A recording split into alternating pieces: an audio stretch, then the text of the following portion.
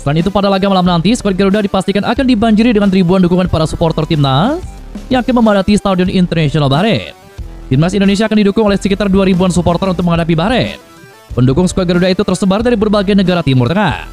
Anggota Exco PSSI Arya Sinulinga memperkirakan 400 supporter timnas Indonesia berasal dari Bahrain, sedangkan sisanya dari Arab Saudi, Qatar, Kuwait, dan juga Oman.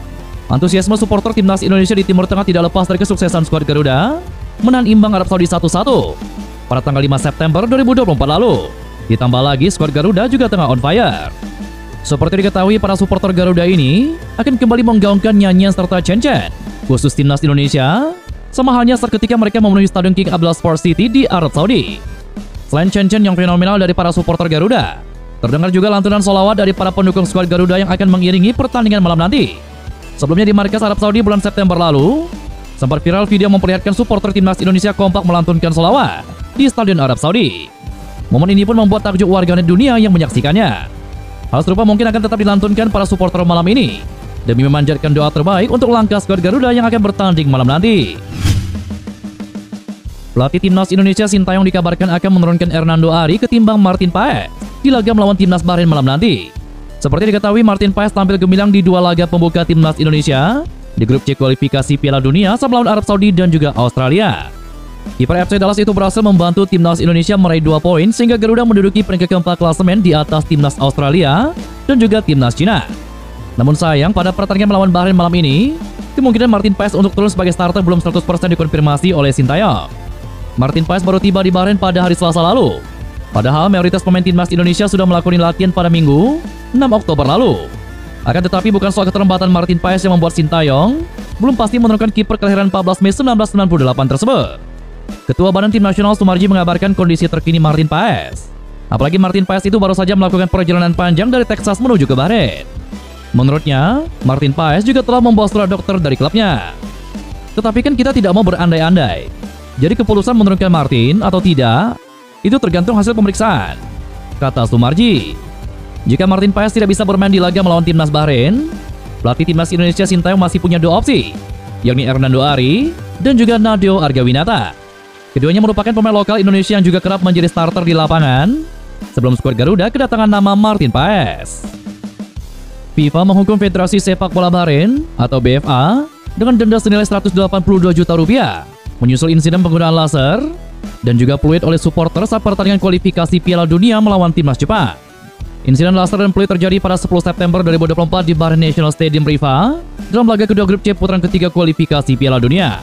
FIFA menjatuhkan denda sebesar 5.000 franc Swiss atau sekitar 91 juta rupiah kepada BFA karena penggunaan laser yang berulang kali oleh sebagian supporter terhadap para pemain Jepang selama berlangsungnya pertandingan, termasuk kepada pemain Ayase Ueda yang hendak mengeksekusi penalti pada menit ke-37 sekaligus gol pembuka dalam kemenangan 5-0 Samurai Biru atas timnas Bahrain. Selain itu, FIFA juga mendenda BFA dengan jumlah yang sama atas insiden peniupan peluit oleh beberapa pendukung tuan rumah saat lagu kebangsaan Jepang dimainkan sebelum pertandingan dimulai. Total denda yang harus dibayar oleh BFA mencapai 10.000 franc Swiss atau setara dengan 182 juta rupiah. Keputusan ini diambil FIFA sebagai bentuk sanksi atas pelanggaran yang terjadi selama pertandingan tersebut. Menanggapi sanksi tersebut, BFA mengeluarkan pernyataan resmi melalui media sosial Instagramnya.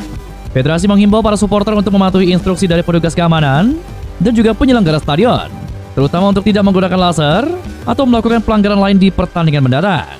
BFA juga menekankan pentingnya menjaga sikap sportif selama pertandingan, khususnya menjelang laga kandang berikutnya melawan timnas Indonesia pada Kamis malam ini. Bahrain punya ranking FIFA lebih tinggi ketimbang timnas Indonesia.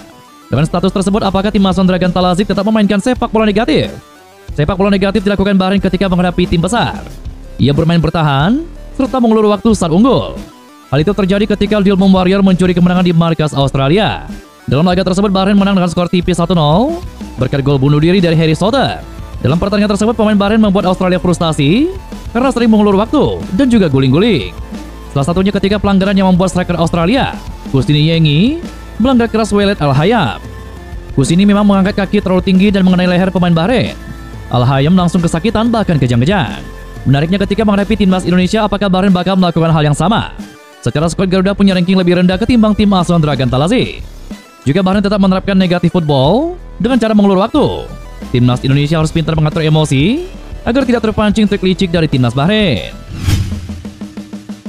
Pelatih timnas Indonesia Sintayong terkejut mendengar tim asuhannya pernah dibantai telak oleh timnas Bahrain. Momen keterkejutan Sintayong itu terekam kamera dan viral di media sosial. Pelatih asal Korea Selatan itu sampai melongo mendengar Indonesia dibantai 10-0. Selain itu, pelatih Sintayong secara tidak langsung menolak perintah Ketua Umum PSSI Erick Thohir yang meminta skuad Garuda membalaskan dendam atas timnas Bahrain. Menurut Sintayong, fokus utama dia dan skuad Merah Putih adalah mempersiapkan diri untuk memberikan penampilan terbaik.